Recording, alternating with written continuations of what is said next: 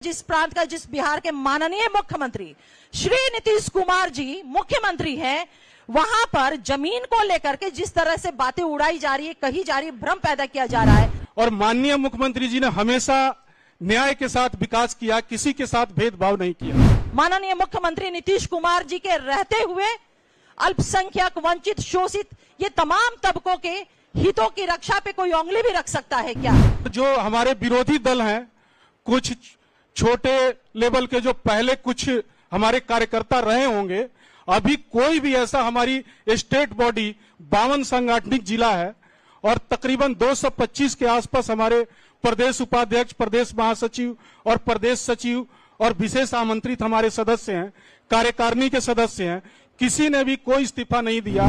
ये हैरानी होती है विपक्ष की बातों को सुन करके, हैरानी होती है कि इस विषय पे विपक्ष जिस तरह से बातों को कह रहा है। इंसाफ के साथ, अमन और तरक्की के साथ उनको भी बराबरी का हक दे रहे हैं, तहफ्फुज का पैगाम दे रहे हैं। माननीय मुख्यमंत्री नीतीश कुमार जी के रहते हुए अकलियत के हितों से, उनकी रक्षा, उनकी सुरक्षा, उनके अधिकारों के साथ कोई भी छेड़छाड़ नहीं कर सकता है। सब लोग माननीय मुख्यमंत्री श्री नीतीश कुमार जी के नेतृत्व में आस्था विश्वास व्यक्त कर रहे हैं कि माननीय मुख्यमंत्री जी जो भी कार्य करते हैं इस समाज के हित के लिए किए हैं।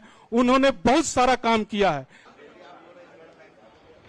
इस अल्पसंख्यक प्रकोष्ठ की प्रेस वार्ता में मीडिया के सभी भाइयों का हम स्वागत करते हैं। आज यहां वक्फ बिल पर इस प्रेस वार्ता को बुलाया गया है, जिसमें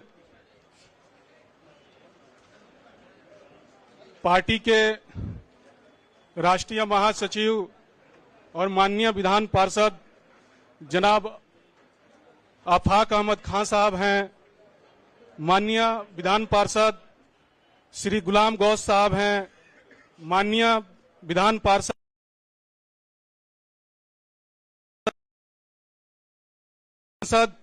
अहमद अशफाक करीम साहब हैं, माननीय मोहतरमा कहकशा परवीन साहिबा पूर्व सांसद यहां मौजूद हैं, माननीय सुन्नी वक्फ बोर्ड के अध्यक्ष जनाब इरशादुल्लाह साहब यहां मौजूद हैं, सिया वक्फ बोर्ड के अध्यक्ष माननीय अफजल अब्बास साहब यहां मौजूद हैं, माननीय पूर्व विधान पार्षद जनाब सलीम परवेज साहब यहां मौजूद हैं, पार्टी के प्रदेश महासचिव डॉक्टर अस्मा परवीन साहिबा यहां मौजूद हैं, मदरसा बोर्ड के पूर्व अध्यक्ष जनाब अब्दुल कयूम अंसारी साहब यहां पर उपस्थित हैं और अल्पसंख्यक प्रकोष्ठ के प्रभारी पार्टी के प्रदेश के महासचिव जनाब मेजर इकबाल हैदर खान साहब यहां मौजूद हैं और यहां पर जो हमारी पार्टी की प्रवक्ता बहन अंजुम आरा भी यहां मौजूद हैं। ये प्रेस वार्ता बुलाई गई है। कुछ लोगों ने ये कहा था कि अल्पसंख्यक प्रकोष्ठ का प्रदेश अध्यक्ष ने इस्तीफा दे दिया है। कई पत्रकार साथियों ने हमको फोन करके कहा था। मैंने कल भी यहां यस न्यूज पर एक अपने सिवान में मैंने बाइट दिया है और माननीय मुख्यमंत्री श्री नीतीश कुमार जी ने जो बिहार को अल्पसंख्यक समाज के लिए है, उनके खाने पीने में कोई परेशानी नहीं है। इंसाफ के साथ, अमन और तरक्की के साथ उनको भी बराबरी का हक दे रहे हैं, तहफ्फुज का पैगाम दे रहे हैं और इसी को आगे हम लोग बढ़ा रहे हैं। और माननीय मुख्यमंत्री जी ने हमेशा न्याय के साथ विकास किया, किसी के साथ भेदभाव नहीं किया है। और जो हमारे विरोधी दल हैं, कुछ छोटे लेवल के जो पहले कुछ हमारे कार्यकर्ता रहे होंगे, अभी कोई भी ऐसा, हमारी स्टेट बॉडी 52 सांगठनिक जिला है और तकरीबन 225 के आसपास हमारे प्रदेश उपाध्यक्ष, प्रदेश महासचिव और प्रदेश सचिव और विशेष आमंत्रित हमारे सदस्य हैं, कार्यकारिणी के सदस्य हैं, किसी ने भी कोई इस्तीफा नहीं दिया।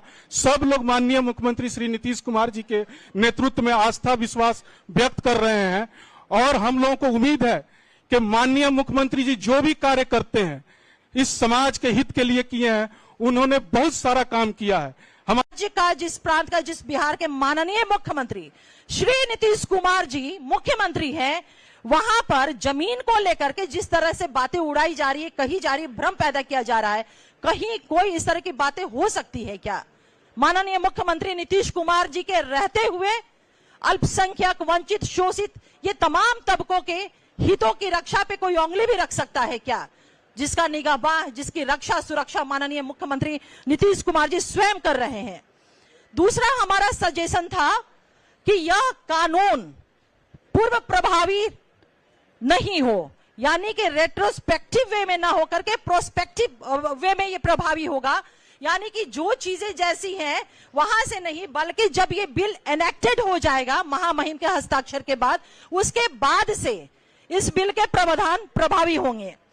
तीसरा सुझाव हमारा जो था सजेशन, वह कि अगर वक्फ की कोई संपत्ति रजिस्टर अगर नहीं है, लेकिन उस पर अगर कोई धार्मिक भवन जैसे कि मस्जिद हो गया, दरगाह हो गया, ईदगाह है, कब्रिस्तान है, जिसे आप लोग सुनते होंगे कि लोग जो चिंताएं व्यक्त कर रहे हैं, भ्रम फैला रहे हैं कि सब जो है वो बर्बाद कर ली जाएगी, हमारा सब खत्म हो जाएगा।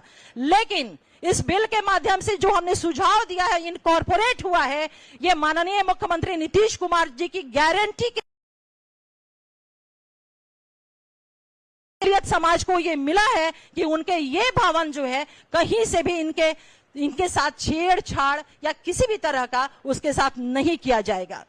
चौथा हमारा सजेशन रहा है, जो इनकॉर्पोरेट हुआ है, जिसको माना गया है, वक्फ संपत्ति से जुड़े विवादों के निराकरण के लिए जिलाधिकारी से ऊपर के अधिकारी को अधिकृत किया जाए। इसको भी शामिल कर लिया गया है इस बिल में, जो हमने सुझाव दिया था। पांचवा हमारा सुझाव और अंतिम सुझाव,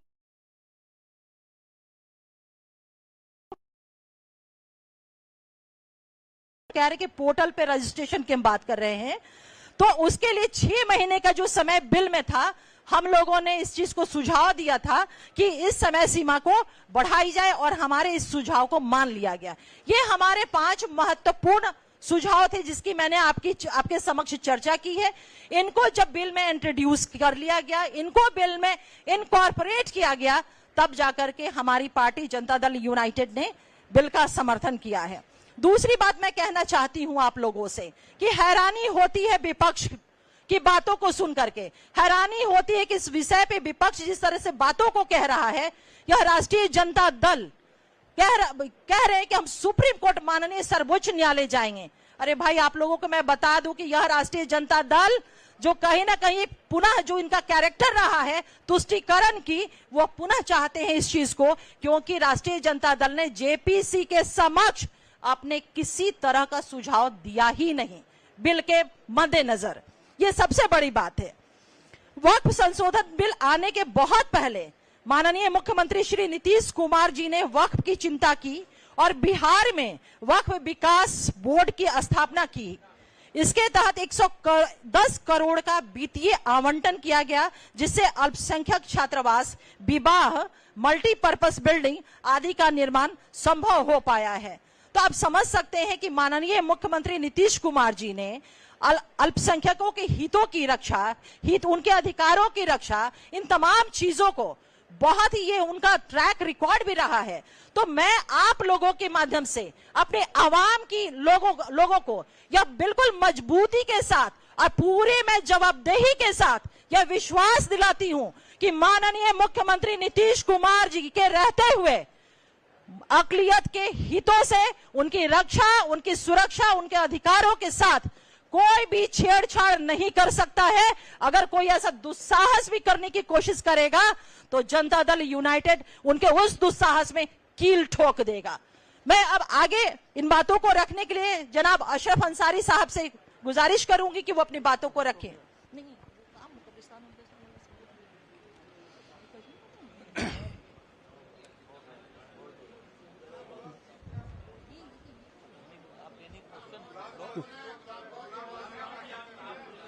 जी, प्रेस रिलीज आप लोगों को सब आपने कहा कि 5 सुझाव हमने दिए थे वो मान लिए गए। क्या उल्लेख इसमें आपने किया है? क्या आपने ये सुझाव दिया था कि 2 हिंदू मेंबर होनी चाहिए, या उस पर आपको इतराज नहीं है? आप चाहते हैं, जनता दल यूनाइटेड ये चाहती है कि धार्मिक मामलों में, मुसलमानों के वक्त वाले मामले में 2 हिंदू गैर मुस्लिम मेंबर हो, इससे आप खुश हैं?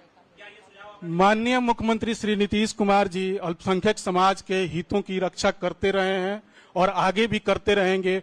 कोई बात हो जाएगी इधर उधर की, उससे कोई फर्क नहीं पड़ता है। नीतीश जी ने तो मैं आपसे पलट करके पूछना चाहता हूं कि यूपीए की सरकार 10 साल तक रही थी, क्या जकिया जाफरी को इंसाफ दिला सके? आप देखिए भागलपुर दंगे को क्या इंसाफ दिला सके? अरे आप माननीय मुख्यमंत्री श्री नीतीश कुमार जी ने हुनर योजना चलाई, उन्होंने सारा बीपीएससी के माध्यम से आपको डीएसपी बना रहे हैं, आप सारा कुछ बना रहे हैं, सब अल्पसंख्यकों को सारा कल्याण का काम कर रहे हैं। बस धन्यवाद, थैंक यू।